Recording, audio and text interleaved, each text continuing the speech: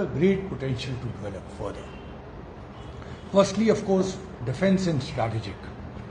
All of you are pretty well aware of what's going on here, but India conducts more exercises with the United States than with any other country today. And there are a number of co-productions and co-manufacturing happening. For example, the LCA, the engine is the GE engine. And there are negotiations going on to co-produce and develop it in India. Similarly, the second basket I will say is healthcare. Now, because of COVID, a lot of us focus on the health. I think world over there is much more awareness. I'll give you two very concrete examples. Affordable healthcare and affordable medicines, affordable vaccines, these are priorities of Biden administration. They are also priorities of the government of India and world over. But in today's challenging times, particularly when inflation is all over, and particularly in the US, affordable healthcare, India is an important partner. Why? Because we supply almost 55% of the generic medicines produced by India for the US market. So this partnership can also enable the inflation, and especially for the vulnerable sections, to come down. So similarly, two examples I mentioned to you I will give. In the vaccines, you are aware of a vaccine called rotavirus. This vaccine, which was developed by United States, costed $60. But after this was during Obama's administration. After partnership with one of the private Indian companies and bulk production was done in India, the cost of this came down from $60 to $1. And I will give you another current example.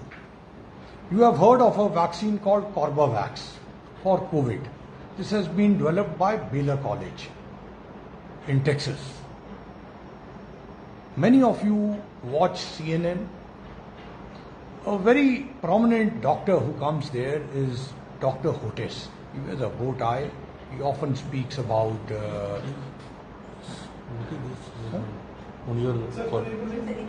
just something. I'm sorry. I would allege a conspiracy. So, Corbavax is now being bulk produced by an Indian company, and it costs $1.5. It can be stored and moved in normal temperature, meaning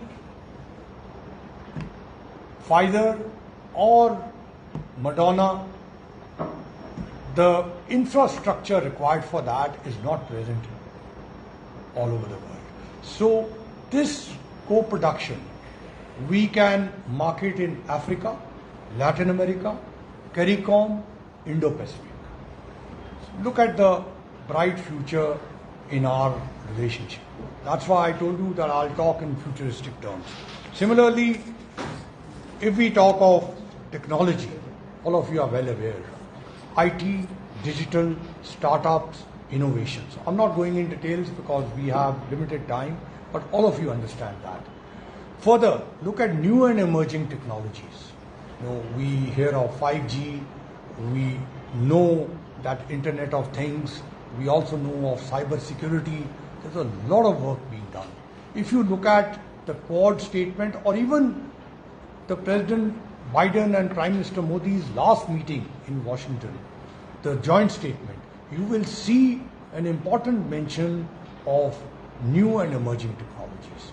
So there's a whole lot of potential of our working together, and we are already working together on this. Then I also want to mention about energy. You know that energy is a sector which has caught a lot of our imagination. LNG is an important element of that. 2 years ago, when I used to be speaking with my US interlocutors, in fact even a year ago with Secretary Kerry, who heads the special task force, he's a presidential advisor, LNG was not considered as an effective climate change fighter. But I used to argue that for India, gasification of economy is an important step towards climate change, because our energy requirements are so huge. So you can imagine that 5 years ago, the energy trade between the United States and India was $0. Today it's almost nearly 20 billion. So there is this area in which there is a lot of interaction and partnership. Now further include renewable energy. You know that in renewable, solar is an important element, and in solar, battery technology is an important part. So United States and India partnership in these areas is also very significant and important for the future, and for us too. And finally, I'd like to mention about education and knowledge partnership. This is very important. I know, in fact, in a CII program today, the President was mentioning about so much of resources being spent on number of students from Punjab going to Canada, going to US. Yes, that's one part of the story, and this relationship has been there for years. In fact, you know, my own parents in 1956 went to United States to study and came back in 58, even before I was born. But today, this knowledge and education partnership is very important. It's very significant that our universities, not only tier 1, who will find their relationships, but also in tier 2 and tier 3 cities, have this active interaction, because one, improve your syllabi. As we know that for a long our education system has functioned in silos. There is not that much of interaction between the industry and education, which is there in MIT, which is there in Stanford, and so many of US universities. Because if that young, you want to skill them, then it has to be appropriate skilling. And that's where industry can play a significant role. The chambers, the industry and education need to closely coordinate with each other so that this young population is given appropriate skilling so that they can find good and successful jobs. So that's a very significant area. In fact, I have personally spoken to more than 150 chancellors and presidents of US universities. And there is a lot of excitement not only in getting more Indian students, there are different reasons for that, but under the new education policy, we can have campus to campus relations, we can have intertwining of degrees, we can have joint research works, we can have exchange of research. So all of them are, and I know many of you are connected with the universities, and that's why I'm underlining this part. This is very important for India. At the India level, we are already in the process of getting our education experts and the US institutions connected. I would certainly urge Punjab, Haryana, Himachal, all the north. We do need to connect, and especially I'm underlining tier 2, tier 3. I have met a number of US CEOs, including Sundar Pichai very recently, and I mentioned to them that it's important that young in tier 2 and tier 3 are helped with appropriate skilling, because Google today is an important means for us. Many people can further develop their skills through the assistance of Google. And while we do give degrees, we do have MOUs, but those need to be put in effect. And that's how ultimately we will overcome many of the challenges which we are facing. So with these opening remarks, I think I'll give the floor back to you and look forward to some questioning. Yeah. I'm sorry I have a hard stop. I have another engagement at 5 o'clock. but we'll try and answer to you whatever I can. But I hope this broad perspective was useful on Indo-US relations. Thank you, Taranjit, for such a informative talk. Any observation, questions, quick? Yes. We could have 2-3 together. Together, we'll have it together. Yeah. Navdeep. So my question is related to foreign policy, rather India's stand on a relationship with America. That considering America as a friend, but our neighboring countries, which is like Pakistan and China, are treating as an enemy. So if I just go by the Punjabi philosophy, generally it is being taught to us that Jawai Mada nikal jaye, lekin Guand Mada nahi hona chahiye. So, sir, why it is so in terms of, is it technologically, like coming to the 5G, where the Chinese dominance is there? Just when we are trying to improve the technologies and all, which we are experiencing now, a lot of American companies are actually filing the litigations in India about 5G. Because largely it is covered by the Chinese company over an American company. So somewhere, sir, like starting from 1962, where India was supported by America, then in 71 war, America supported Pakistan. So strategically things are changing over the time, but where the India position is, sir, like is it right? Thank you. Manraj Garewal is Indian Express editor. So that's what I'm told that, earlier there was a very hard stand on Pakistan. But this time, a day after criticizing US for the F-16, the next day the foreign minister struck a very conciliatory note that we are. So how is it? Is it that have we decided to disagree on some issues and carry on our relationship regardless? Yeah, thank you. You meant our foreign minister? Yeah. Achha. Indian foreign minister, Jaishankar. Raman, On what? On F-16. Professor Puri. Question. ਇਹਦੇ ਨਾਲ ਸੰਬੰਧਿਤ ਹੀ ਗੱਲ ਹੈਗੀ ਹੈ very much influenced by the details of the intimate relationship and the kind of partnership developing. I was thinking that in the present context, India is deeply concerned about peace in the Russian and Ukraine war situation. And we know that actually Ukraine cannot make its own decision. The decision would be made in the US.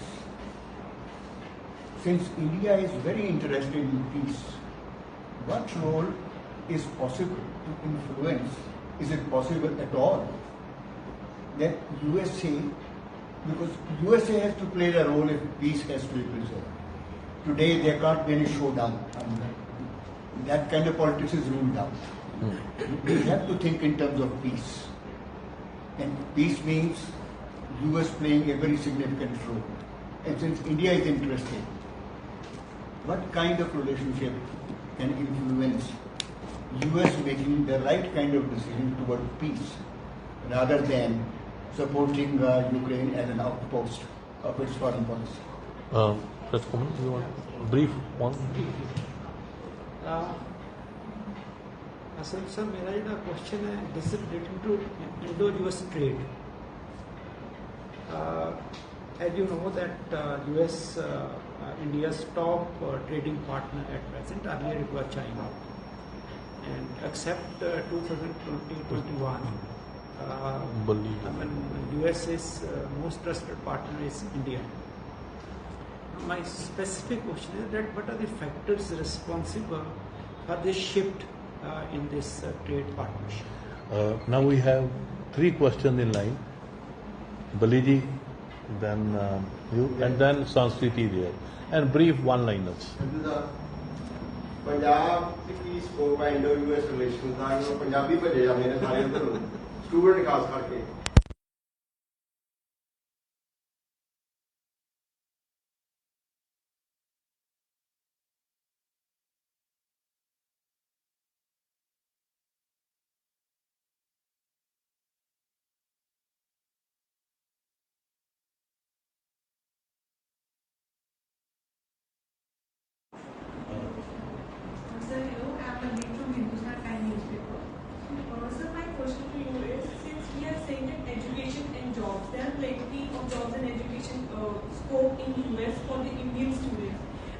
you think that pending visas and this strict, process of getting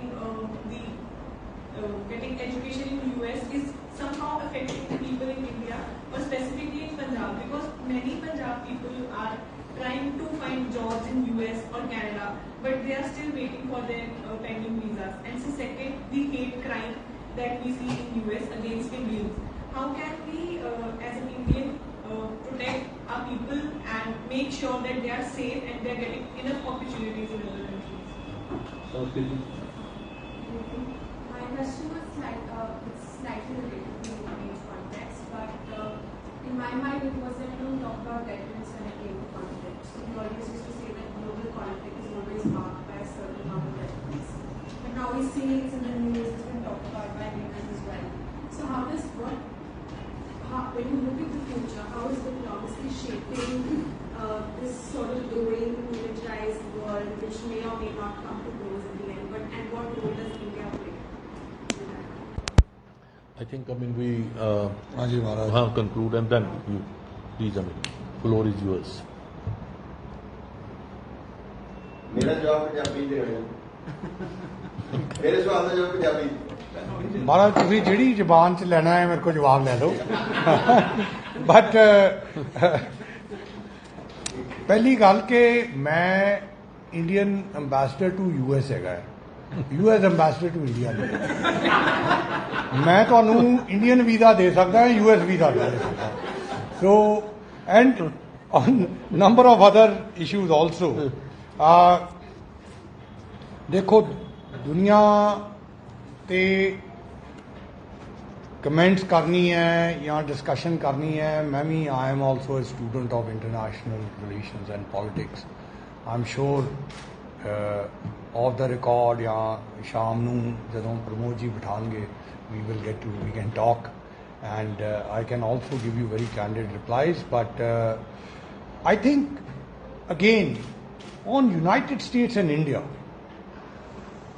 I am not telling you that we should have this or we should have that. I'm not doing any prescriptions.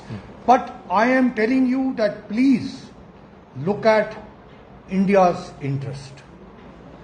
I have enumerated 5 areas to you very clearly. None of you have challenged me on any of those 5 areas. There is a young population.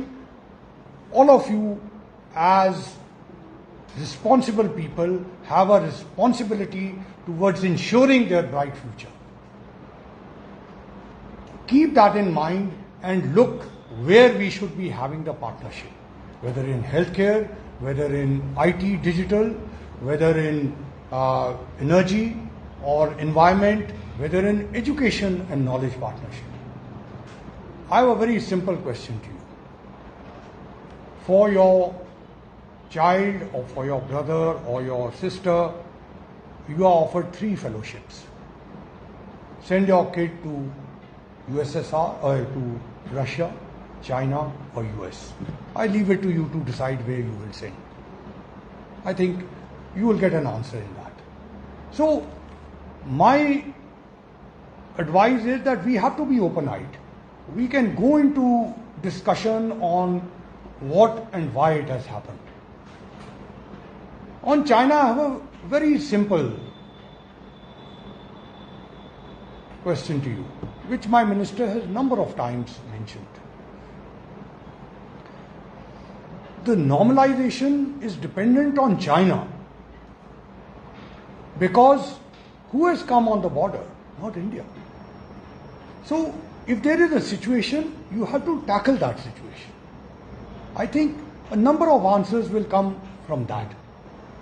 No, we are not living in a world in which everything is ideal. So India is negotiating a world which has a number of challenges. And therefore, if you measure it from that, you will see the success of India's foreign policy.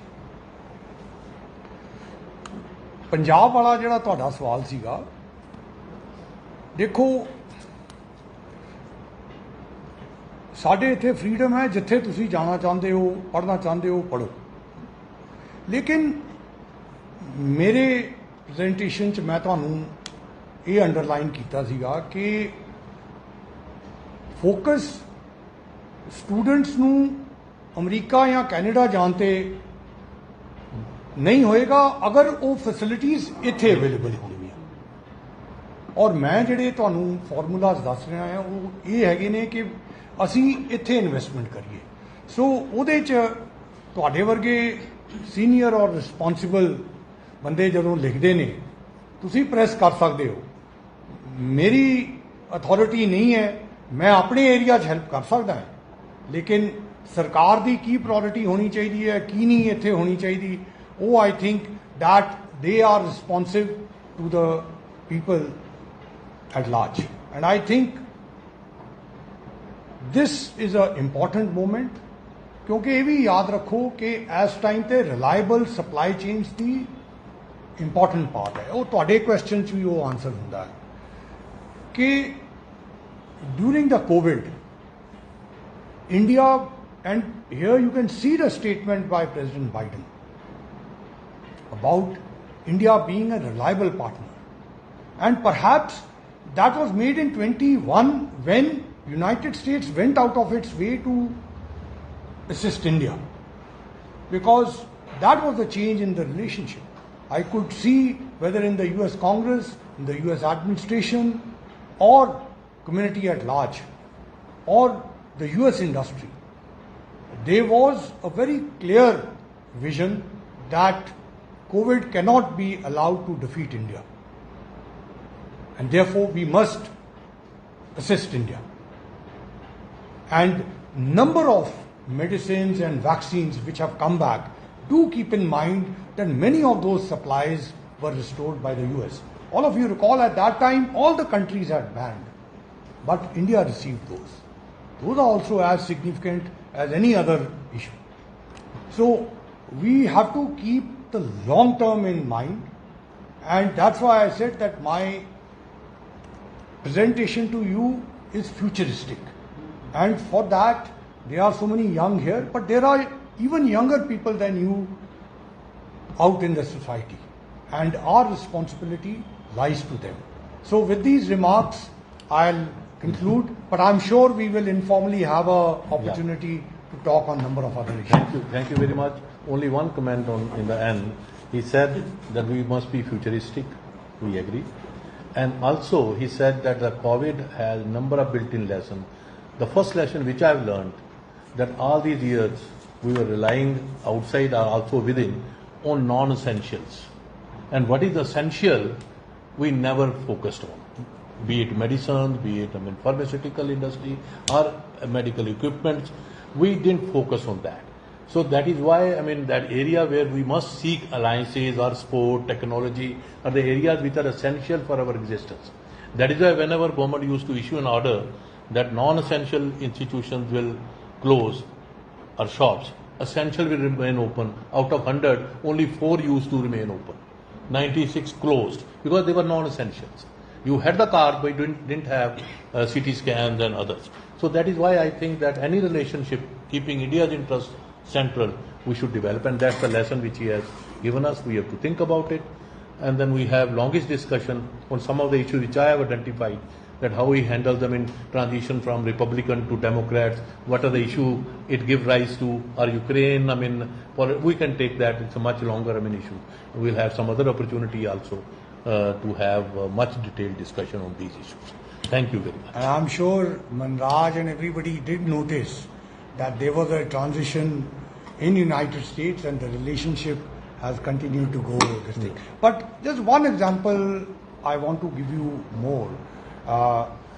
We all hear about semiconductors. It's so important today. US has a focus on semiconductors, so does India. And we all know of fab, we all know of the ecosystem. But one aspect I want to underline here, semiconductor industry would require huge trained manpower. And very recently Qualcomm chief was there in India and he also underlined this. Again, India has a huge potential to play in this. Many of international actors in semiconductors want to establish shops here and train Indian manpower, not only for our industry or US, but for world over. And as I mentioned to you, many of the European countries, including Germany, are aging. So keep that in mind. Thank you. Thank you very much.